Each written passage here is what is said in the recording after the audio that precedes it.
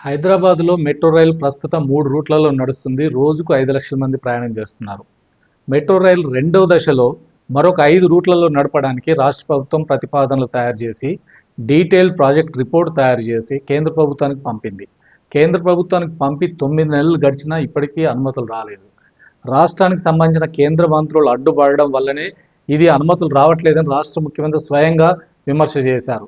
అయినప్పటికీ కూడా దీని అనుమతులు క్లియర్ కాకుండా ప్రాజెక్టు మొదలయ్యే పరిస్థితి ఈరోజు కనపడట్లేదు. కేంద్ర మంత్రి కిషన్ రెడ్డి గారు, మీరు ఇటీవలే కదా పంపింది డిపిఆర్, ఇప్పటికిప్పుడు అనుమతులు ఎట్లా వస్తాయి? రెండోది, ఇప్పటికే నడుస్తున్న మెట్రో రైలు చాలా నష్టాల్లో నడుస్తుంది, మళ్ళీ రేపు మొదలు పెడితే మళ్ళీ నష్టాల్లో రావని ఏంటి? అవన్నీ చూసుకోవాలి కదా అని అంటున్నారు. డిపిఆర్ పంపించింది నిన్న మొన్న కాదు, 9 నెలలు, నవంబర్ 4వ తేదీ నాడు డిపిఆర్ పంపించారు. 9 నెలల కాలంలో మీరు అనుమతులు ఇవ్వలేరా?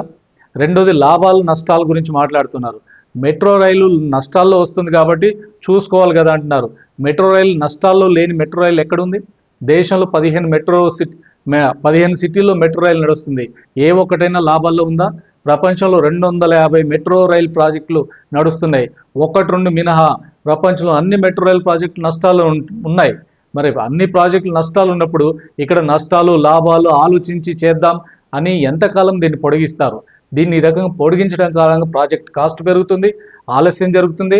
హైదరాబాద్ నగరానికి ప్రజలకు అందాల్సినటువంటి ప్రజా రవాణా వ్యవస్థ దూరంగా అయ్యే పరిస్థితి కనపడుతుంది.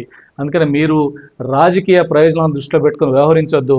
రాష్ట్రానికి సంబంధించిన కేంద్ర మంత్రులు, ఇక్కడున్న ఎంపీలు రేపు పార్లమెంట్లో గట్టిగా కొట్లాడి మెట్రో రెండో దశను సాధించుకోవాలని చెప్పి ప్రజలు కోరుకుంటున్నారు.